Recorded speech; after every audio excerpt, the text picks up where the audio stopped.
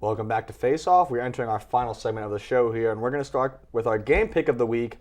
I just want to remind you guys, I'm 1-0 right now, because I did pick the Colts to beat Seattle, so I'm going to keep my undefeated streak going here. The game this week is the New Orleans Saints heading to Foxborough to take on the New England Patriots. Derek, who you got? I'm going to go with the Saints. And the reason for that is they've just been so dominant. And you're looking at New England's, they're 4-1, but with Gronkowski still completely up in the air, literally up in the air when he's coming back, a quote from him that I read right before coming on here was, "I'm going to come back when I feel like I'm ready to come back." Yeah. That's not the player that I'm looking for to come back and play great for a team like this. As good as New England is, I don't see them beating the battle of Graham and Breeze. No, he's absolutely right, and I'm picking just about anybody against the Patriots at this point. Yeah. I know they're 4-1, but I'm waiting for them to really just drop off, so I'm going Saints all the way. Normally, I would say Tom Brady will always find a way, but he doesn't have the receiving core this year, so I'm going to have to agree and just go with the Saints on this one. Great, so you can go 2-0, and now all of us support it. I can keep my record intact, so I'm going to go New Orleans in this one. And now we'll go to final thoughts. Kyle, what is your final thought today? Final thought, going back to what I said last week about the Eagles should have been starting Nick Foles all along. Here we go. Comes in this week, does a great job, wins the game against the Giants, who are like the best team in the league, I've been told. They're fantastic. I think Nick Foles is the guy moving forward.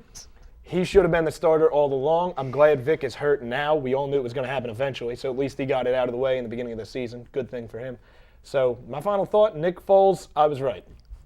I'm not going to argue just this you. Yet. We're not going to argue just this me, yet. I was the lowest believer He was the only Nick Foles. We'll wait till next week when he actually plays in the a full Delaware game. Valley.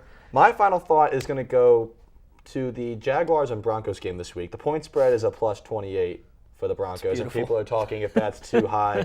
The Broncos could win this game by 48, let's be honest. The Jaguars, here's my final thought. Jacksonville, they will finish this season 0-16, and they will be looked at as the worst team in the history of football. Yes, even behind the 0-16, 08 Lions. Absolutely. Well, no doubt in my mind. This team has nothing going for them. And their first-round pick, Luke Joeckel, just suffered a season-ending injury, as if it couldn't get much worse for them. You have Blaine Gabbert at quarterback.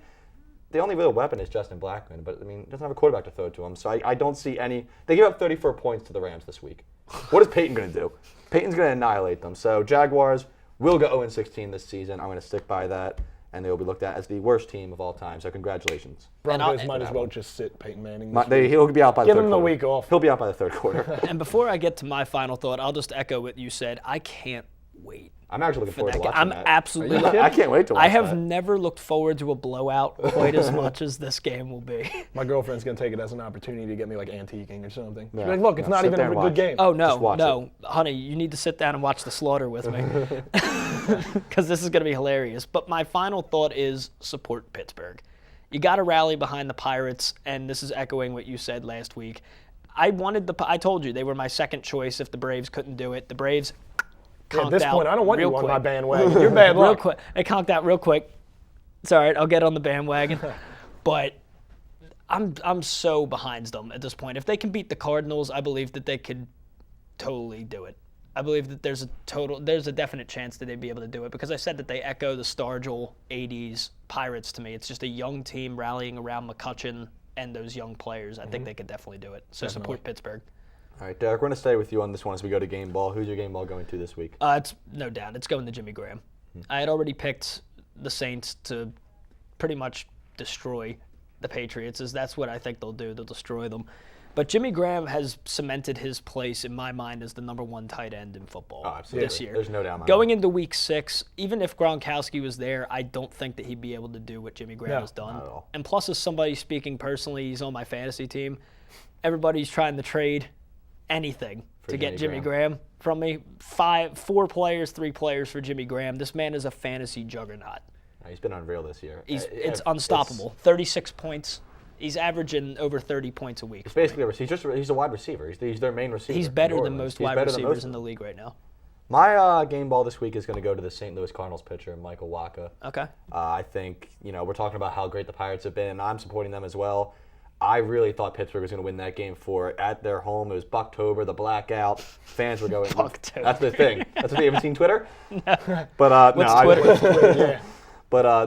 I was very impressed by Wacha throwing nearly another no-hitter. He came so close in the his last outing, the regular season, and then this game just coming so close again, shutting down that team who was just hot coming in. My game ball, Michael Wacha. Yeah, I'm going back to the NFL and with what I thought has been one of the biggest surprises so far this year, and that's Terrell Pryor out in Oakland.